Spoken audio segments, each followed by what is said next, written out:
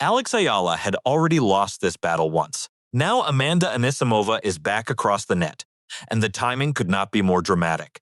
Just days after Anisimova stopped Eala in Cincinnati, the two are heading into the US Open with a completely different stage waiting for them.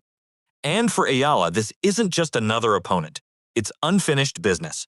In Cincinnati, Eala started brilliantly. She took the opening set 6-4 and then broke early in the deciding set to lead 2-0. She was 4 games away from a huge win. Then everything changed. Anisimova won 6 consecutive games and closed out the match 4-6, 6-4, 6-2 in 2 hours and 28 minutes. That's the kind of loss that stays with you. Not because you were dominated from the first point, because you were close. You had the lead, and then you watched it disappear. But now Eala gets another chance. And this time, the surroundings are completely different. This is the US Open. This is New York. And Eala isn't arriving as the same player who walked into Cincinnati. She arrives as the Washington champion, the first Filipina to win a WTA singles title. That run included victories over Jung Qinwen, Leylah Fernandez, Elina Svitolina, Naomi Osaka, and Jessica Pegula. Then came Wimbledon. Eala reached the 4th round, the first player from the Philippines to reach the second week of a Grand Slam in the Open era, and defeated defending champion Iga Swiatek on center court. And her ranking has moved just as quickly. On August 24, Eala reached a new career high of number 18 in the world. So think about the transformation. A year ago, Eala was still fighting to establish herself. Now she's entering the US Open as a top 20 player, a WTA champion, a Grand Slam breakthrough star, and one of the most recognizable Filipino athletes in tennis. That's a completely different kind of pressure, because when you're the underdog, nobody expects anything from you. When you've already proven yourself, people start expecting the next thing.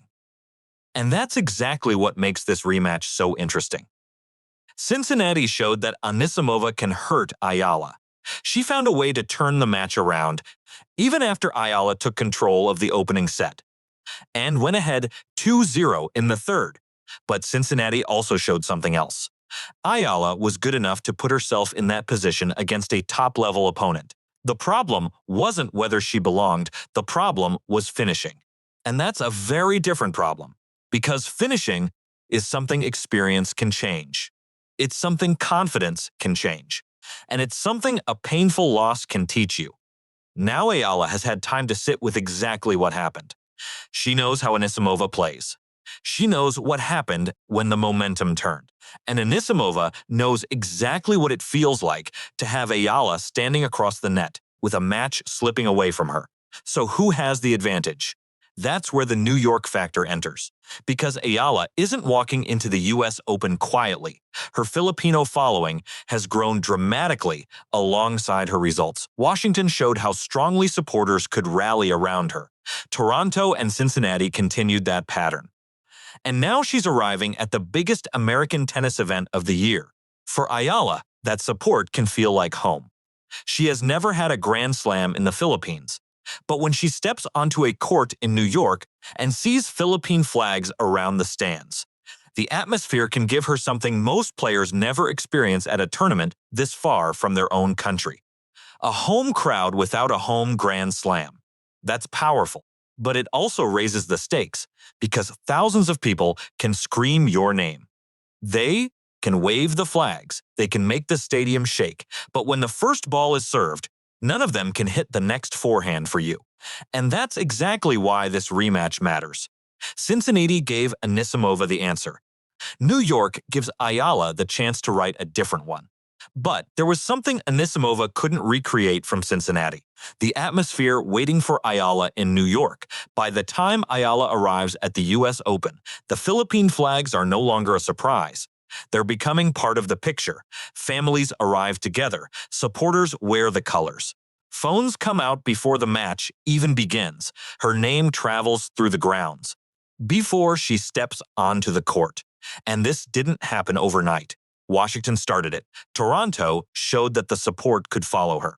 Cincinnati showed that even after a painful loss, the fans stayed invested.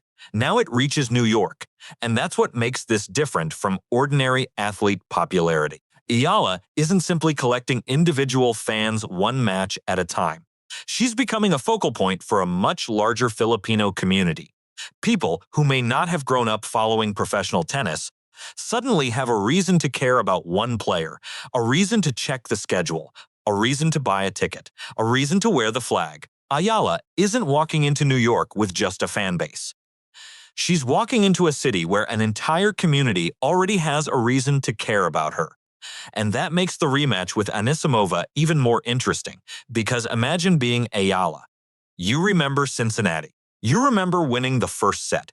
You remember going up 2-0 in the deciding set, and then watching Anisimova take the match away from you. Now imagine seeing that same player across the net again, except this time, thousands of people are behind you.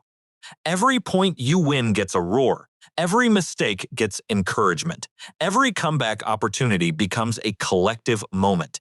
That's a completely different psychological environment. And Anisimova knows it. She has already experienced what Eala can do when she gets momentum. She also knows she has already found a way to stop her. So this isn't simply Eala chasing revenge. It's Eala trying to prove that Cincinnati wasn't the final answer, and Anisimova trying to prove that Cincinnati wasn't a fluke. That's what makes the matchup so clean. Eala has the confidence, the crowd, and the motivation. Anisimova has the recent victory, the experience, and the knowledge of what worked. Neither side gets to pretend they don't know what they're walking into. And then there's the biggest difference of all, the stage. Cincinnati was another stop on the schedule. New York is the US Open. Every point matters more. Every mistake gets amplified. Every comeback becomes a moment. And with Eala's growing following, the atmosphere around the match becomes part of the story. Before the match has even started, but eventually all of that disappears. The flags are still there. The crowd is still there. The noise is still there. But when the server bounces the ball and starts the motion, there is only one thing that matters: the next point. Because the crowd can create the atmosphere. It can give Eala energy. But it cannot hit the ball for her. And that's when this rematch stops being a story about revenge and becomes a test of how much Eala has actually changed since Cincinnati. 20,000 voices can make Arthur Ashe shake. They still can't hit the ball for Alex Eala. And that's the reality waiting for her. The Philippine flags can fill the stands. The crowd can scream her name after every winner. The entire atmosphere can make New York feel like home. But once the match starts, none of that changes the basic equation. Eala still has to beat Amanda Anisimova. And this time, she knows exactly what Anisimova can do. Cincinnati already showed it. Eala took the opening set. She got ahead early in the deciding set. She had the match under control. Then Anisimova changed the momentum. That is the lesson Eala has to carry into this rematch. Not fear, not revenge, awareness. She has to protect her serve, stay aggressive without rushing, and use those left-handed angles to keep Anisimova uncomfortable. Most importantly, she cannot allow one bad stretch to turn into another collapse, because Anisimova will be looking for exactly that. She wants to take time away from Eala. She wants to attack shorter balls. She wants to keep the rallies on her terms and force Eala into uncomfortable defensive positions. And if the match becomes another momentum battle, Anisimova already knows she can survive it. That's what makes this matchup fascinating. The first meeting showed Anisimova could come back. The rematch tests whether Eala has learned how to stop the comeback. But there's something bigger happening here than one result. Not long ago, Eala was the player people were watching to see whether she could break through. A big win was a surprise. A victory over a top player was a headline. Now the expectations are completely different. She's a WTA champion. She's beaten some of the biggest names in women's tennis. She's reached the second week of a Grand Slam. She's climbed into the top 20. And now, when Eala walks onto a major court, people aren't asking whether she belongs there. They're asking how far she can go. That's the real transformation. The rematch itself isn't proof that Eala has arrived. The fact that we're even treating this rematch as a major US Open storyline is proof of how much her status has changed.